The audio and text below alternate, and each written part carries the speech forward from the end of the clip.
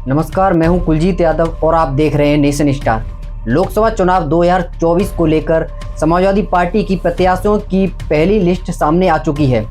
राष्ट्रीय अध्यक्ष अखिलेश यादव ने 16 उम्मीदवारों की पहली लिस्ट में पत्नी डिंपल यादव, चचेरे भाई धर्मेंद्र यादव और अक्षय यादव के टिकट फाइनल कर दिए हैं। वहीं बसपा और कांग्रेस से आए कुछ नेताओं को भी टिकट का उपहार मिला है। प्रत्याशी ऐलान के अखिलेश के इस कदम को एक तरफ इंडिया गठबंधन की आपसी राजनीति से जोड़कर देखा जा रहा है, वहीं दूसरी तरफ इस ऐलान को कहीं न कहीं बीजेपी के दांव से उस पर ही मनोवैज्ञानिक बढ़त बनाने की कोशिश से भी जोड़ा जा रहा है।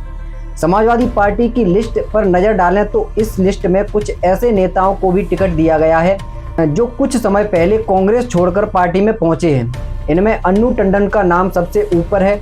अन्नू टंडन पुरानी कांग्रेसी मानी जाती हैं।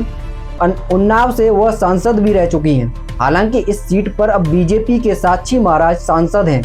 2019 के लोकसभा चुनाव में अन्नू टंडन कांग्रेस से प्रत्याशी थी और तीसरे स्थान पर रही थी। समाजवादी पार्टी दूसरे नंबर पर रही थी। अब अन्नू टंडन को सपा से टिकट मिला है। इसी तरह अकबरपुर लोकसभा सीट से सपा ने राजा राम पाल को प्रत्याशी बनाया है। 2019 के लोकसभा चुनाव में राजा राम कांग्रेस के टिकट पर मैदान में थे। वे तीसरे नंबर पर रहे थे।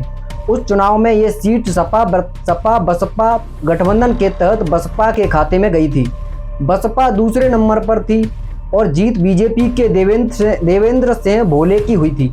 इसी तरह समाजवादी पार्टी ने कांग्रेस को झटका देते हुए फर्रुखाबाद से डॉक्टर नवल किशोर शाक्य को प्रत्याशी बनाया दिया।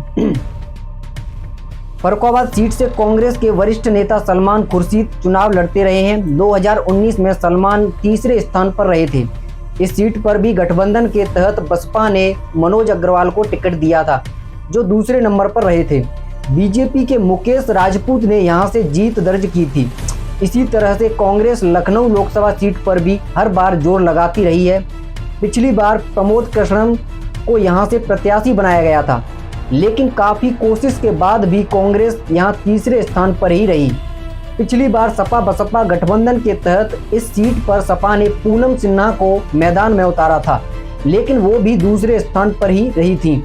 इस बार समाजवादी पार्टी ने आगे बढ़ते हुए पहले ही रविदास मेहरोत्रा को प्रत्याशी कर ऐलान कर दिया है।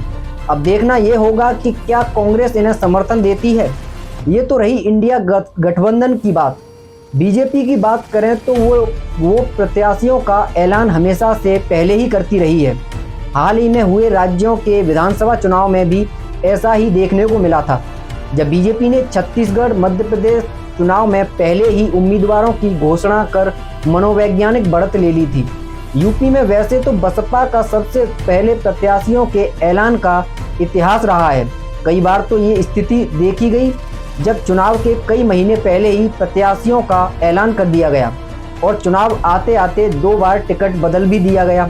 लेकिन पिछले कुछ चुनावों से बसपा का प्रदर्शन काफ़ी कमज़ोर रहा है। इसका सीधा असर टिकट बंटवारे में भी देखने को मिलता रहा है।